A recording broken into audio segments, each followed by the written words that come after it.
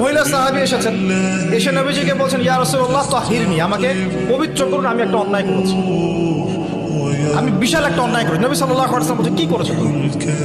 তখন সে বলছে, আমি জিনা করেছি। নবী সাল্লাল্লাহু আলাইহি ওয়াসাল্লাম বলছেন, বাসায় যাও, বাসায় গিয়ে আল্লাহর কাছে তওবা করো, আল্লাহ পাক মাফ করে দেবেন।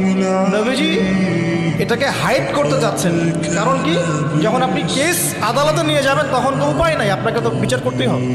তুমি বাসায় ফিরে যাও, তওবা করো, আল্লাহ মাফ করে দিবেন।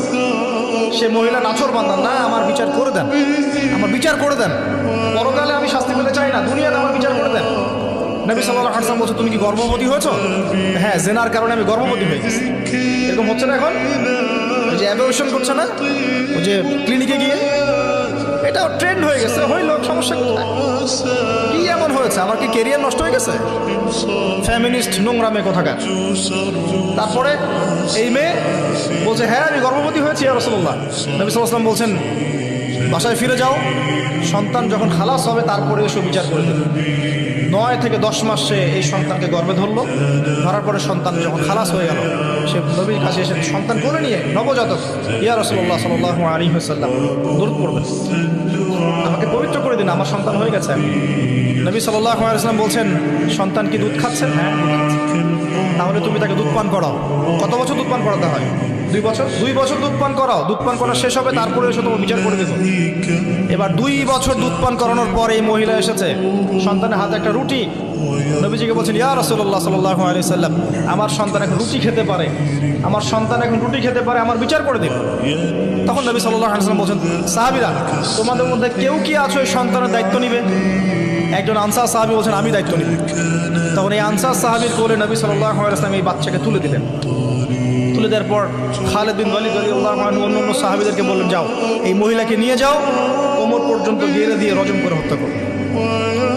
এবার এই মহিলাকে নিয়ে যাওয়া হচ্ছে, একটা কথা বানিয়ে বলছি না, আপনার আলেম ওলামা যারা আছেন জিজ্ঞাসা করবেন কওমি মাদ্রাসা।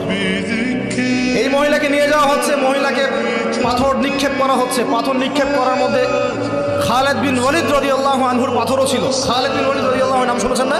বীর সাহাবী, তিনি পাথর নিক্ষেপ করেছেন একটা। এই পাথরের আঘাতে ওই মহিলার কোন একটা জায়গায় লেগেছে, গায়ের লেগে রক্ত বের হয়ে গেছে, রক্তের ছিটাটা তার গায়ের এই যে কাপড় এসে পড়েছে।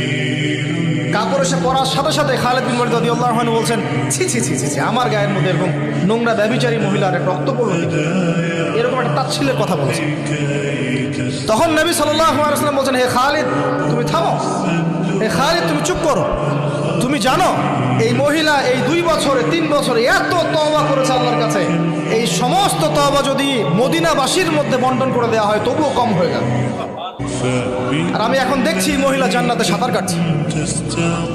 আমি বুঝাতে পারছি না আপনাকে প্রিয় বোন, প্রিয় ভাই, যারা বিবাহিত হয়ে ব্যভিচার করছেন, জিনা করছেন, তিনি তওবা করেছিলেন, তওবা করেছেন, আল্লাহ পাক মাফও করে দিয়েছেন, জান্নাতে চলে গেছেন, কিন্তু পৃথিবীতে তার শাস্তি কায়েম করা হয়েছে।